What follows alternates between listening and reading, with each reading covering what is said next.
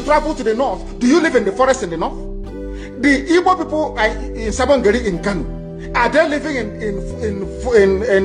of course it's Hausa land, are they living in the forest?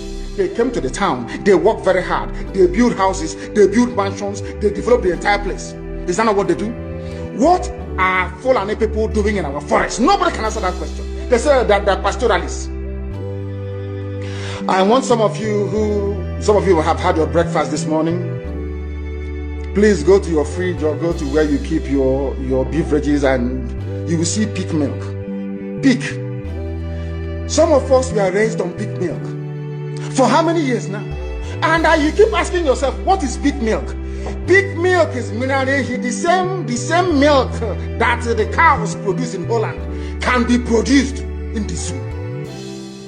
Tell me the country in the world aspiring to be a member of the UN Security Council where you move cattle from place to place. Are you people well at all? You so-called Nigerians, are you normal in the brain?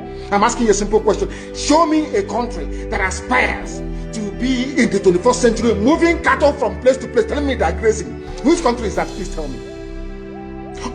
All of you don't have any shame. When you have people, an entire presidency coming out to defend a very primitive, archaic agricultural practice, then you know you embrace serious mess. You are in one almighty trouble, I'm telling you. People are in a mess.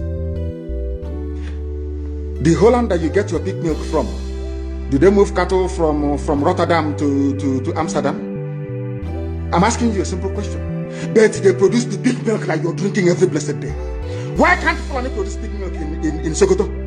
Why can't they produce carnation milk in Kanu? They have the cattle. Before the white man came, did you see any Fulani in your forest? All these people talking rubbish about movement of cattle and movement of... I'm asking you, before Britain came and handed over Nigeria to Fulani, ask your grandfathers, please, or your grandmothers. Ask them. All this nonsense we are hearing today in this so-called one, I want to tell you the dangers of one Nigeria. All this nonsense you're hearing today about one Nigeria, Fulani in our forest, Fulani in our village. Before the white man came, did you see Fulani moving their cattle all over the place? Did we not have meat to eat? They will answer these questions for you. Because sometimes in Africa we don't reason very well. The way we reason is disjointed. It is disjointed.